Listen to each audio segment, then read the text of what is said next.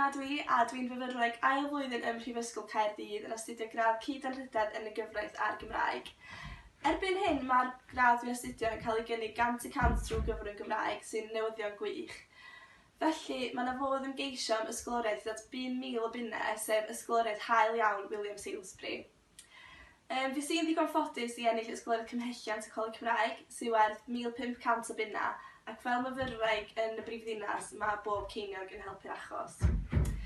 O ran wedyn y byd gwaith, mae astudio o leia canran o'r gyfraith drwy gyfrwng Gymraeg yn mynd i fod o fudd mawr i chi, a hynny oherwydd bod yna gymaint o alw erbyn hyn am gyfreithwyr cyfrwng Cymraeg i helpu efo cleients Cymraeg.